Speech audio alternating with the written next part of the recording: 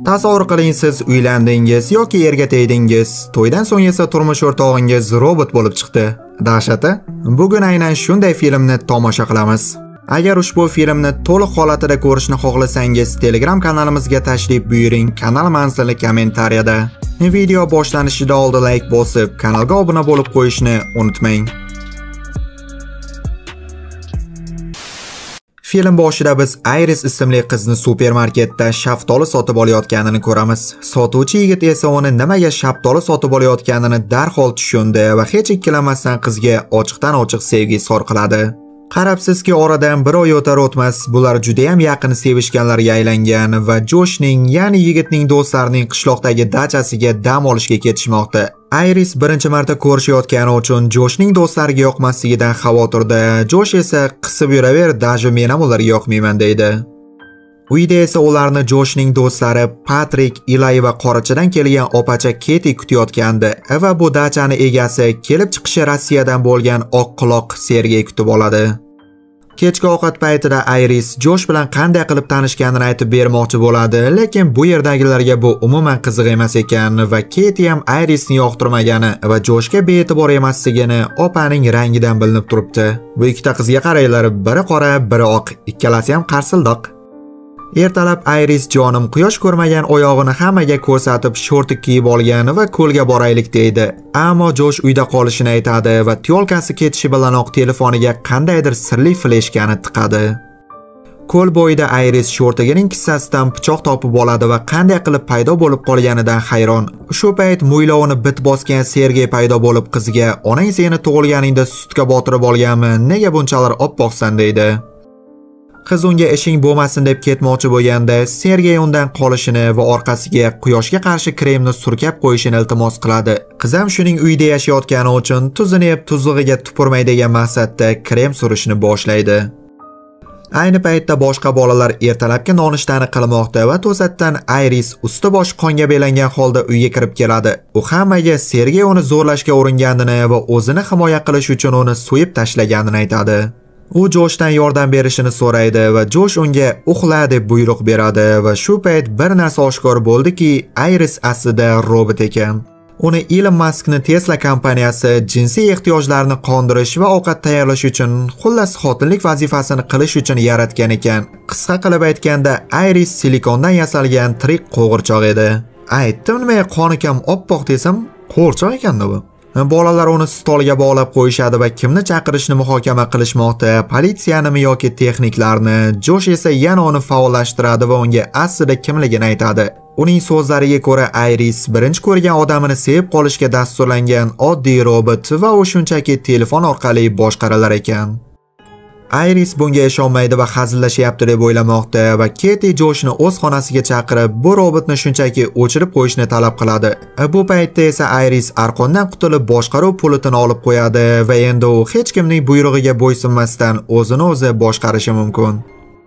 Bu orada Josh va Ketining siri oshkor bo'ladi. Ma'lum bo'lishicha, bu ikkalasi ataylab Irisni tajovuzkor qilib dasturlab Sergeyni o'ldirishini rejalashtirgan ekan. Chunki Sergeyni seyfdagi pullarni o'zlariga o'zlashtirib olmoqchi edi.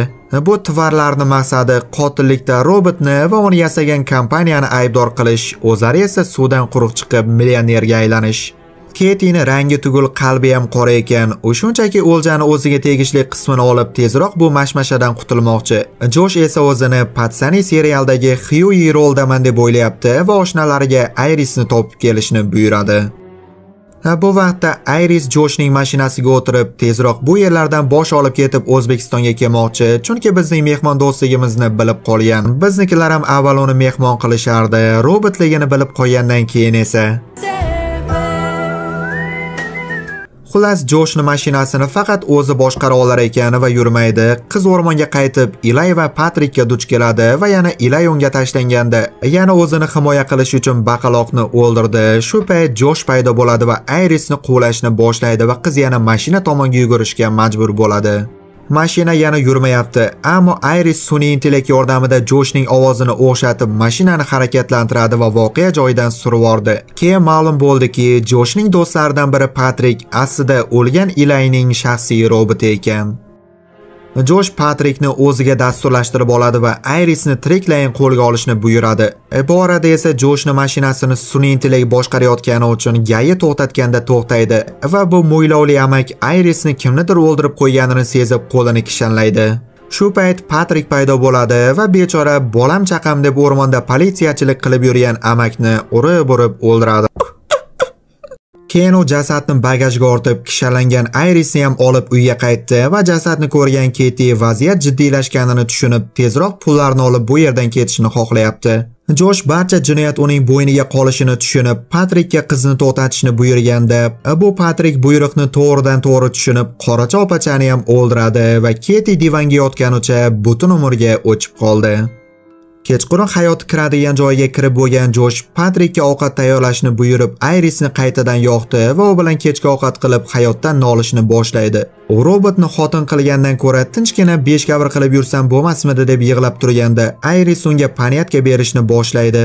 Uni motivatsiya berish yoqmagandan so'ng Josh Irisni aql darajasini 0% ga tushirib qo'yib, faqat buyruqni so'zsiz bajaradigan mashinaga aylantirib qo'ydi.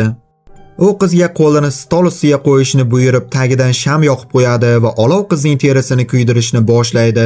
Ko'rinib turibdiki, Iris do'ndiqcham, robot bo'lsa ham og'riqni his qilar ekan va rahmim kelyapti, bolalar borib qutqarayga. Shundan so'ng Josh qizning kuygan qo'liga to'pponcha berib, o'zini o'zi otishni buyuradi. Dastlab qiz bunga qarshilik qildi, lekin baribir oxir-oqibat peshonasidan otadi va miyasidagi sxemalar portlab ketdi. Keyin bu kallasi katta Huey texniklarni chaqirib, roboti qandaydir tarzda buzilib qolganini va o'z joniga qasd qilganini aytadi va Patrick bu yerda politsiyachi rolini o'ynamoqda.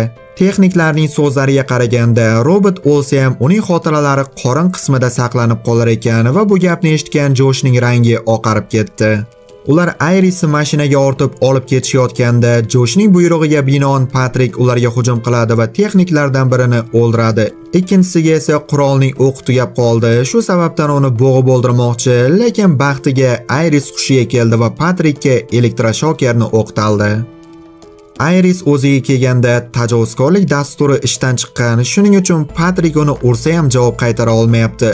Shu sababdan u Patrickga Ilay bilan o'tgan xotiralarni eslatishga harakat qiladi va bu havorang robot Ilay bilan o'tgan romantik kechalarni eslab, Joshning buyrug'iga bo'ysunishdan to'xtadi.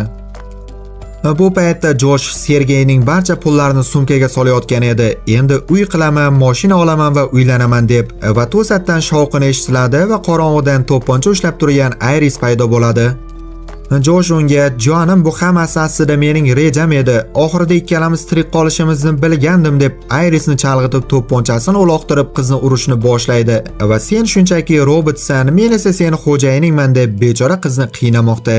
Iris esa shampan ochadigan asbobni Joshning miyasiga urib, bechora bolani boshidan darcha ochib qo'ydi va Huey o'ldi. Ertasi kuni onanib ketay oppoq-oy ustidagi qonni yuvib tashlab, qo'lidagi kuygan terini ham shilib tashlab, o'zini haqiqiy metal qo'lini ko'zdan kechirdi. Shundan so'ng u yangi kiyimlarni kiyib, Sergeyning barcha pullarini oladi va garajda turgan Ford Mustangni minib, O'zbekiston tomonga yo'l oldi. Bu Elon Musk qachon sotuvga chiqarar ekan shunday robotlarni? Biz ham ko'raylik. Kak, nima? Agar shu videoda 30 mingta layk bo'lsa, mana o'sha aktrisani qayerdan bo'lsa ham topib, nima uchun rangi bunchalar oppoqligini so'rayman. Film va video haqida o'z fikringizni kommentariyada yozib qoldiring va kanalga obuna bo'lib qo'yishni unutmang. Keyingi videolargacha